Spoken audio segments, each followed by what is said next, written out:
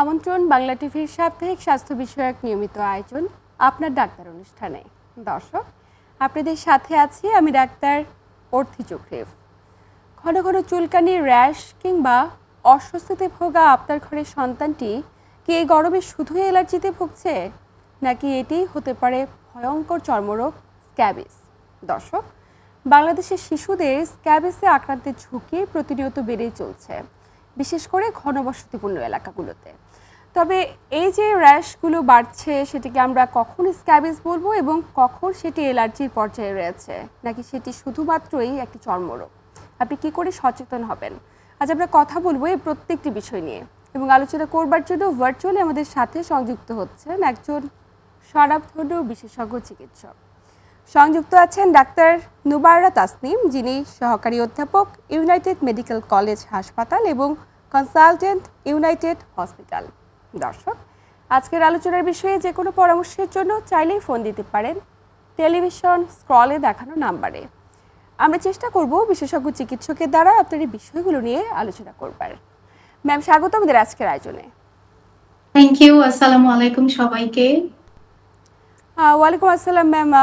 খুবই চমৎকার এবং প্রাসঙ্গিক এই সময়ের জন্য অত্যন্ত গুরুত্বপূর্ণ একটি বিষয় নিয়ে আলোচনা শুরু করছি। মানে হঠাৎ স্ক্যাবিস নিয়ে আমাদের আলোচনা এত বেশি বেড়ে গিয়েছে কি কারণে, এবং সেটি শিশুদের মধ্যে অনেক বেশি সংক্রমণের ঝুঁকি বেড়েছে, শুরুতে জানবো। আসলে একটা বিষয় যেটা যে প্রতিটা বছর দেখা যায় যে আমরা স্কেবিসটাকে পাই। আসলে আমাদের যখন জানুয়ারি থেকে মে জুন মাস পর্যন্ত, যখন জানুয়ারিতে আস্তে আস্তে করে শীতের প্রকোপটা কমে যায় এবং দেশে যখন বর্ষাকাল, গরমকাল, এরকম বৃষ্টি এবং এ ধরনের একটা আর্দ্র আবহাওয়া আসে, এই সময় আসলে স্ক্যাবিসের প্রকোপটা প্রতি বছরই বাড়ে। কিন্তু এবছর দেখা যাচ্ছে যে আমরা বলছি যে 50,000-এরও অধিক মানুষ অলরেডি আক্রান্ত হয়েছে স্ক্যাবিসে। বিভিন্ন নিউজে দেখা যাচ্ছে যে রাজশাহী এবং কুমিল্লাতে প্রকোপ অনেক বেশি। শুরুতে যদিও রাজশাহী এবং কুমিল্লার প্রকোপ বেশি ছিল, কিন্তু এখন কিন্তু আমরা দেখছি পুরো দেশেই বেশি। এবং এবার বলা হচ্ছে যে বৃষ্টি এবং গরমের যে পরিস্থিতি দেশে তৈরি হয়েছে, সেই পরিস্থিতিটাই আসলে মূলত দায়ী স্কেবিসটার এবারের জন্য। এবারে প্রকোপ আসলে প্রতি বছরের থেকে প্রচন্ডভাবে বেশি। তো এই যে এত বেশি বেড়ে গিয়েছে, এটা কি শুধুমাত্র এই আবহাওয়ার তারতম্যের কারণে, নাকি বিশেষ কোনো কারণ রয়েছে? একটু শুরুতে জানা জরুরি আসলে যে আমরা স্ক্যাবিস কোন রোগটিকে বলছি, এবং এটি কি কোনো ছোঁয়াচে ব্যাধি? স্কেবিসের সব থেকে বড় সমস্যা হচ্ছে, স্কেবিসটা সাধারণত হবে হচ্ছে একটা ঘন বসতিপূর্ণ এলাকাতে। যখন আমরা একজন আরেকজনের সাথে অনেক বেশি কন্টাক্টে থাকবো, যেমন ধরেন মাদ্রাসায় হতে পারে, স্কুলে হতে পারে, ছাত্রাবাস কিংবা হোস্টেল কিংবা যে কোনো ধরনের মেস, এরকম জায়গায় আসলে প্রচুর পরিমাণে স্কেবিস দেখা যায়। পরিবারের একটা মানুষ যদি আক্রান্ত হয়, তখন দেখা যায় পুরো পরিবার আসলে জিনিসটা ছড়িয়ে যায়। সাধারণত দেখা যেত আগের বছরগুলোতে আমরা একটু নিম্ন মধ্যবিত্ত মানুষদের ভেতরে বেশি দেখতাম, যারা হয়তো এক বাসায় অনেকে থাকেন কিংবা সাবলেট হিসেবে আছেন, হোস্টেলে আছেন, সেসব ক্ষেত্রে। কিন্তু এবছর দেখা যাচ্ছে আসলে সবারই প্রচুর পরিমাণে স্কেবিস, এবং ঘন বসতিপূর্ণ এলাকা এইটা অনেক বেশি স্কেবিসের একটা, আমি বলতে পারি, প্রধান কারণ। আচ্ছা আচ্ছা। এবং যারা ঢাকা শহর কেন্দ্রিক জীবনযাপন করছে, তাদের ক্ষেত্রেও অনেক সময় দেখা যাচ্ছে আক্রান্ত হচ্ছে। একটি পরিবারে যদি ছোট্ট একটি সন্তান আক্রান্ত হয়ে থাকে, সেক্ষেত্রে পরিবারের অন্যান্য সদস্যরাও কি আক্রান্ত হওয়ার ঝুঁকিতে রয়েছে?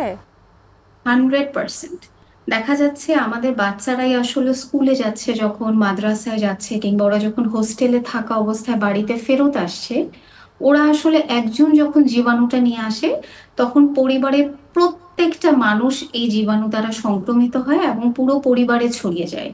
আরো একটা বিষয় এখানে দেখার ব্যাপার, যে যখন একটা মাদ্রাসার বাচ্চা আমাদের কাছে আসছে বাসায়, আমরা যখন সেই বাচ্চাটাকে চিকিৎসা দিচ্ছি, বাচ্চাটা ঠিক হয়ে যাচ্ছে, সেই বাচ্চাটা যখন পুনরায় আবার মাদ্রাসা কিংবা তার ছাত্রাবাসে ফেরত যাচ্ছে, সেখানে সে কিন্তু আবার সেই একই ইনফেকশন দিয়েই আরেকটা মানুষের কাছ থেকে পুনরায় আবার তার শরীরে আসছে এবং পুনরায় এফেক্টেড হচ্ছে। সো রিইনফেকশনটাও এখন আসলে অনেক বেশি হচ্ছে।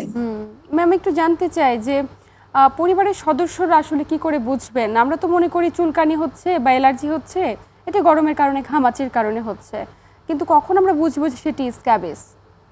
জি, প্রথমত এখানে একটা বিষয় লক্ষণীয় যে সাধারণত আমরা যখন বলবো কোনো কিছুকে স্কেবিস, রোগী আমাদেরকে বলবে যে আমার পুরো শরীর চুলকায়, এবং হুম। পুরো শরীর চুলকানোর সাথে সাথে শরীরের নির্দিষ্ট কিছু এলাকা আছে যে এলাকাগুলোতে চুলকানো একদম মাস্ট থাকবেই থাকবে।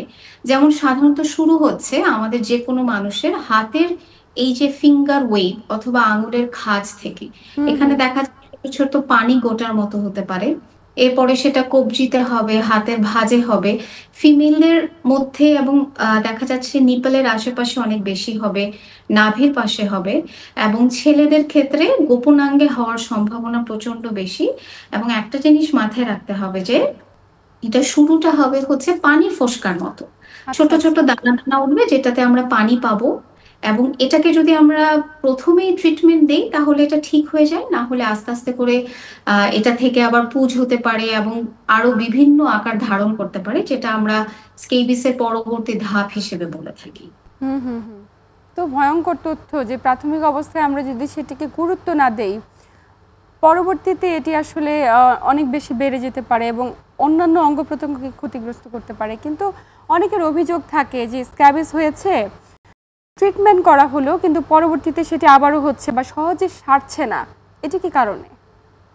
এইটার একটা বড় কারণ হচ্ছে যেটা যে আমরা রোগীদেরকে যখন প্রচন্ডভাবে কাউন্সেলিং করে দেই যে আমার সন্তানের হয়েছে, এখন কিন্তু আমার বাড়ির সবার হবে, হুম, হুম, ওনারা অনেক সময় চিন্তা করেন যে আমার চুলকানো কম আছে, আমি এটার ওষুধটা না খেলেও বোধহয় হবে, ওষুধটা না লাগালেও হবে।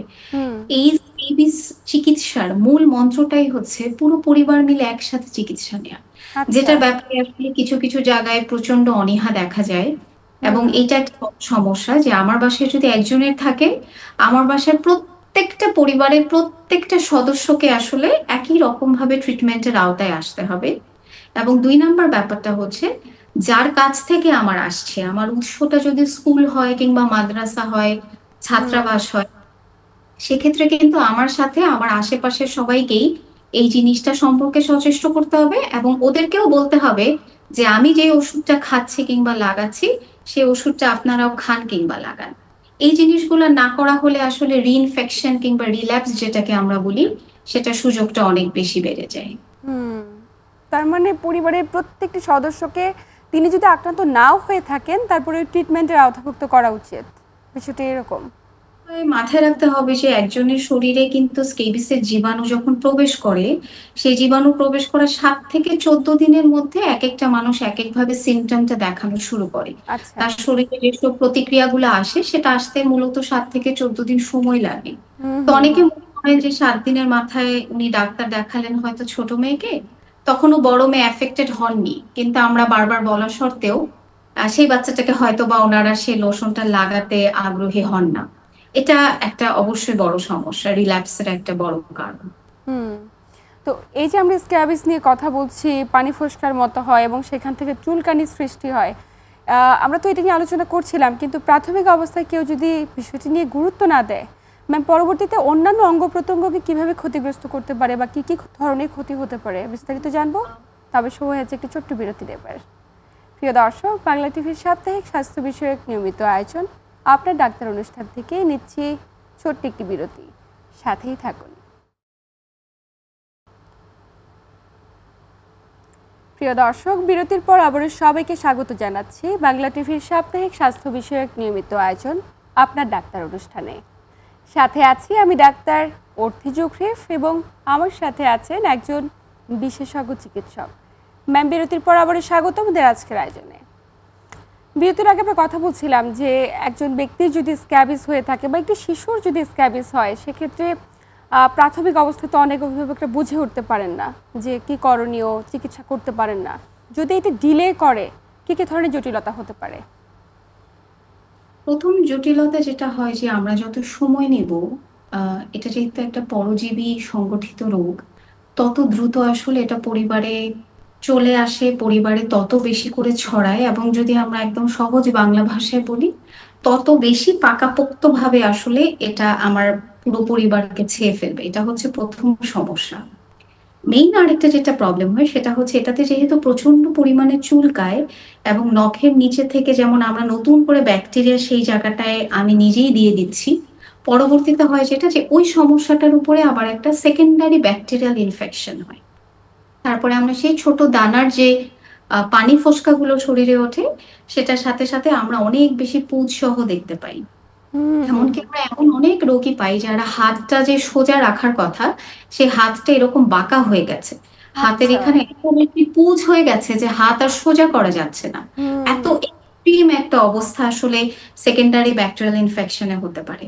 তার মানে আর এটা সব ব্যাকটেরিয়া জনিত সংক্রমণের কারণে হচ্ছে এবং প্রাথমিক অবস্থা চিকিৎসা না করালে হতে পারে ভয়ঙ্কর জটিলতা। ম্যাম, একজন দর্শক সংযোগে আছে। কে আছেন দর্শক? আপনার নাম বলে প্রশ্ন করুন। আচ্ছা, দর্শক, হ্যালো। আপনি এসে শুনছেন আমাদের? হ্যাঁ, আমি শুনছি। ওই আমার বাচ্চার বয়স 2 মাস। জি জি জি। নাটোর জেলা গুরদাসপুর থেকে বলছি। হুম। আমার ছেলের এই মাথায় কি যেন সাদা সাদা স্নেহের মতো বাড়াইছে, এটার কি করণীয়? সাদা সাদা খুশকির মতো বেরিয়েছে, তাই তো? খুশকি না, এমনি চামড়া যায় সাদা, কোনো খুশকির মতো উঠতেছে না। চুলে কি সর্ষের তেল ব্যবহার করেছিলেন কখনো? জি চুলে কি তেল ইউজ করছেন বাচ্চাটির না, চুলে, কোনো মাথায়? তেল ইউজ করছি না। জি, আপনি সাথেই থাকুন। ম্যাম, আমাদের দর্শকের প্রশ্নটি ছিল যে তার সন্তানের মাত্র 2 মাস বয়স, তো মাথা থেকে সাদা সাদা মতো কিছু একটা বেরোচ্ছে, যেটি খুশকির মতো দেখতে কিছুটা, এবং কি সমস্যার কারণে আসলে হতে পারে? আচ্ছা, আজকের আমাদের বিষয়টা যেহেতু স্কেবিস, কিন্তু এটা আসলে স্কেবিস থেকে একটু বের হয়ে কথা বলতে হবে। যেহেতু একজন দর্শক জিজ্ঞেস করেছেন, অবশ্যই আমি পরামর্শ দিব। আমাদের হোস্ট যে কথাটা বলছিলেন, প্রথম শর্তটা হচ্ছে কোনোভাবে সরিষার তেল আসলে ব্যবহার করা যাবে না। You are absolutely right. আরো একটা বিষয় হচ্ছে, এই বাচ্চাদের অনেক সময় দেখা যায় যে ছত্রাকজনিত কিছু সমস্যা মাথায় হয়। এখন যেহেতু গরম এবং আর্দ্রতা অনেক বেশি, এখন বাচ্চাদের কিন্তু ছত্রাকজনিত সমস্যা হওয়ারই সম্ভাবনা বেশি। আমার কাছে মনে হয় যেটা একদম মাইল্ড যে কিটোকোনাজল শ্যাম্পু আছে, হুম হুম হুম। আপনি বাচ্চাকে সপ্তাহে 2 দিন গোসলের সময় শুধুমাত্র কিটোকোনাজল শ্যাম্পু মাথায় দিয়ে 1 থেকে 2 মিনিট একটু ফেনা করে রেখে ধুয়ে দেখতে পারেন। এভাবে 1 সপ্তাহ রেখে যদি একটু আপনার পরিবর্তন না মনে হয়, তাহলে আসলে আমাদের কাছে আসতে হবে অবশ্যই। কিন্তু আপনার কথা শুনে আমার মনে হচ্ছে এটা খুব সম্ভবত কোনো রকম ছত্রাকের সংক্রমণ, যেটাকে আমাদের পরিভাষায় আমরা টিনিয়া ক্যাপিটিসও বলে থাকি, আমরা এটাকে সেবোরিক ডার্মাটাইটিসও বলে থাকি। আচ্ছা। তবে একটু সামনে থেকে না দেখলে বলাটা হুম অবশ্যই হুম মুশকিল। হুম। অবশ্যই আপনি দর্শক একজন বিশেষজ্ঞ চিকিৎসকের কাছে যান, সন্তানটিকে দেখান এবং সেই অনুযায়ী চিকিৎসা গ্রহণ করুন। ম্যাম, আমরা যে প্রসঙ্গটিতে ছিলাম যে প্রাথমিক অবস্থায় চিকিৎসা করছে না এবং পরবর্তীতে যেহেতু ব্যাকটেরিয়া জনিত ইনফেকশন, অনেকের ক্ষেত্রে হাত বেঁকে যাচ্ছে, পুসের মতো হচ্ছে, আর কি কি ধরনের জটিলতা হতে পারে? একটা জিনিস একটু খোলাসা করে বলতে চাই। আহ, ব্যাকটেরিয়ার মতো ক্ষুদ্র একটা পরজীবী আসলে আছে, যেটাকে আমরা বলি হচ্ছে প্যারাসাইট। মূলত স্কেবিসটা হচ্ছে প্যারাসাইটিক একটা ডিসঅর্ডার, যেটা উকুনের মতো, মানে আমার শরীরেই থাকবে পরজীবী হিসেবে, যেটা আমার শরীর থেকেই রক্ত পান করবে, আমার শরীর থেকেই পুষ্টি গ্রহণ করবে এবং দিন শেষে আমারই ক্ষতি করবে। উকুন যেমন আমরা খালি চোখে দেখি, স্কেবিসের জীবাণুটা খালি চোখে দেখা যায় না। সো একে আমার প্যারাসাইটিক একটা ডিসঅর্ডার হচ্ছে, তার মধ্যে আমি আবার চুলকে সেই জায়গাটাকে ক্ষতিগ্রস্ত করে এবং দীর্ঘদিন রেখে আবার সেখানে ব্যাকটেরিয়ার একটা নতুন করে ইনকুলেশন করছি। সো একে একটা প্যারাসাইটিক সমস্যা আমার ছিল, তার মধ্যে আমি আবার নতুন করে একটা ব্যাকটেরিয়ার সমস্যা করছি। এবং সব থেকে ভয়াবহ একটা বিষয় হচ্ছে, দীর্ঘদিন যখন একটা স্কেবিস রয়ে যায়, স্কেবিসের কিছু স্ট্রেইন আছে। এটার কিছু পরজীবীর কিছু আহ, বিভিন্ন ধরনের তো পরজীবী আছে, তার মধ্যে একটা দুটো স্ট্রেইন আছে, যেই স্ট্রেইনটা আসলে ছেলেদের, বাচ্চা ছেলেদের, বিশেষ করে শিশু ছেলে বাচ্চাদের পেনিসের ভেতর দিয়ে উঠে গিয়ে তার কিডনিতে নেফ্রোটিক সিনড্রোম তৈরি করতে পারে, যেটা আচ্ছা। কিন্তু পরবর্তীতে ভয়াবহভাবে একটা কিডনি জটিলতার দিকে যায়। হুম হুম হুম। সুতরাং ছেলে বাচ্চাদের যখন আমরা দেখব গোপনাঙ্গের ওখানে প্রচুর পরিমাণে স্কেবিস আছে, তখন তাকে আসলে বিশেষজ্ঞ চিকিৎসক না দেখালে পরবর্তীতে ভয়াবহভাবে কিডনি জটিলতায় পড়ার একটা আচ্ছা, সম্ভাবনা। তার মানে কিডনির মতো একটা গুরুত্বপূর্ণ অঙ্গকেও ক্ষতিগ্রস্ত করতে পারে এই সাধারণভাবে যে আমরা ব্যাধিটিকে দেখছি সেটি। ম্যাম, আমরা আরও বিস্তারিত আলোচনা করব। একজন দর্শক আছে সংযোগে। দর্শক কে আছেন? তার নাম বলে প্রশ্ন করুন। হ্যালো। জি, আমরা শুনছি। জি, ওই আমার ছোট বাচ্চার বয়স হয়েছে 1.5 বছর। জি জি, কি সমস্যা? ওই পয়লা একটা গোটার মতো ওঠে, ওইটা এবার চুলকায়। আচ্ছা, কোথায় উঠেছে হ্যাঁ। গোটাটা? কোথায় উঠেছে দর্শক? এটা শরীরের চামড়ার উপরে। মানে পার্টিকুলার একটা জায়গাতে নাকি অনেকগুলো জায়গাতে? ওই অনেকগুলো জায়গায়। জি, এটা চুলকানি হচ্ছে তাই তো? ছোট ছোট ছোট ছোট নাভির কোন উপরে। রকম পানি বের হচ্ছে বা পুজ বের হচ্ছে এমন কিছু কি আছে? একটু পুজ বের হচ্ছে নাভিতে। নাভির ভেতর থেকে, ওই গর্তটার ভেতর থেকে? জি জি আচ্ছা, জি আপনি সাথেই থাকুন, আমরা বিষয়টি নিয়ে আলোচনা করব। তবে সময় হচ্ছে একটি ছোট্ট বিরতি নেবার। প্রিয় দর্শক, বাংলা টিভির সাপ্তাহিক স্বাস্থ্য বিষয়ক নিয়মিত আয়োজন আপনার ডাক্তার অনুষ্ঠান থেকে নিচ্ছি ছোট্ট একটি বিরতি। সাথেই থাকুন। প্রিয় দর্শক, বিরতির পর আবার সবাইকে স্বাগত জানাচ্ছি বাংলা টিভির সাপ্তাহিক স্বাস্থ্য বিষয়ক নিয়মিত আয়োজন আপনার ডাক্তার অনুষ্ঠানে। সাথে আছি আমি ডাক্তার অর্থি চোখরেফ এবং আমার সাথে আছেন একজন বিশেষজ্ঞ চিকিৎসক। ম্যাম, বিরতির পর আবার স্বাগত আমাদের আজকের আয়োজনে। বিরতির আগে একজন দর্শক ফোন দিয়েছিলেন। তিনি বলছিলেন তার ছোট্ট একটি সন্তান এবং 2 মাস বয়স, তার বাচ্চাটির নাভিতে ছোট্ট একটি গোটার মতো হয়েছে এবং সেখান থেকে পুজ পড়ছে। আসলে সমস্যাটি কি কারণে হতে পারে? আচ্ছা, খুব সম্ভবত ভুল না হলে বেবিটার বয়স 1.5 বছর বোধহয় বলেছেন, আমি হয়তো জানি না। হয়তোবা। প্রথম একটা বিষয় হচ্ছে যে নাভি থেকে যদি পুজ আসে, আমাদেরকে আগে বুঝতে হবে যে এটা কি নাভি থেকেই আসছে, ভেতরের কোনো অর্গানের সাথে কানেক্টেড কিনা, কিংবা এটা আসলে চামড়া থেকে আসছে কিনা। যদি চামড়া থেকে আসে এবং শরীরের অন্যান্য জায়গায়ও থাকে, বিভিন্ন ভাঁজে থাকে, তাহলে আসলে স্কেবিস চিন্তা করে নেওয়া যায়। কারণ স্কেবিস আমাদের এই নাভির আশেপাশে হয়, এবং নাভির পাশে আরেকটা সংক্রমণ আমরা খুব বেশি দেখি, সেটা হচ্ছে একজিমা। কিন্তু নাভি থেকে যদি একটা 1.5 বছর বয়সী বাচ্চার পুজ আসে, সেটা আসলে ফোনে চিকিৎসা দেওয়ার থেকে আমার মনে হয় সামনে থেকে আমরা দেখলে এটা অনেক বেশি কার্যকর হবে। আচ্ছা, সেক্ষেত্রে অবশ্যই দর্শককে পরামর্শ থাকবে যে সন্তানটিকে নিয়ে একজন ডার্মাটোলজিস্ট অর্থাৎ স্কিন বিভাগের একজন বিশেষজ্ঞ চিকিৎসকের কাছে যান এবং তিনি হয়তো বলে দেবেন। ম্যাম, প্রায় শেষ দিকে চলে এসেছে আলোচনার। বিরতির আগে যেমনটি বলছিলাম যে সঠিক সময়ে চিকিৎসা না করালে আর কি ধরনের জটিলতা হতে পারে, এটি একটু ছোট্ট করে জানবো এবং জানবো যে প্রতিরোধে আমাদের করণীয় কি। আচ্ছা, আর একটা আমি মোটামুটি সব জটিলতাই বলেছি। একটা জটিলতা যেটা আছে, যে যদি আসলে কেউ ছোট ছোট পানি দানা থাকা অবস্থাতে ট্রিটমেন্ট না করায়, পরবর্তীতে গিয়ে আমরা একটা খারাপ জিনিস পাই, যেটাকে আমরা বলি নোডিউলার স্ক্যাবিস। সেই নোডিউলার এরকম বড় বড় গোটা গোটা হয়ে যায়। সাধারণত দেখা যায় অন্ডকোষে আমরা খুব বেশি পরিমাণে পাই, ছেলে বাচ্চাদের বেশি পাওয়া যায়, এবং এটা পরবর্তীতে দেখা যায় যে ইনজেকশন ছাড়া কিংবা আরো বিভিন্ন ধরনের আহ আমাদের নতুন নতুন করে কিছু চিকিৎসা না দিলে সেই জিনিসটা সারতে চায় না। আচ্ছা, এটা একটা চিন্তা করার মানে এটা একটা ভয়ঙ্কর তথ্য এবং প্রত্যেকটি মানুষের অবশ্যই বিষয়টি নিয়ে সচেতন হওয়ার বিকল্প কিছু নেই। ম্যাম, একদম আলোচনার শেষ প্রান্তে আপনাকে আন্তরিক ধন্যবাদ গুরুত্বপূর্ণ তথ্য এবং পরামর্শের মাধ্যমে দর্শকদের উপকৃত করবার জন্য। প্রিয় দর্শক, এই ছিল আমাদের আজকের আয়োজন। আসুন আমরা স্ক্যাবিস প্রতিরোধে সচেতন হই এবং পরিবারের প্রত্যেকটি সদস্যের সঠিকভাবে চিকিৎসার আওতাভুক্ত করি।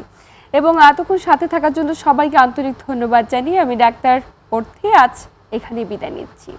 সবাই ভালো থাকুন, সুস্থ থাকুন এবং বাংলা টিভির সাথেই থাকুন।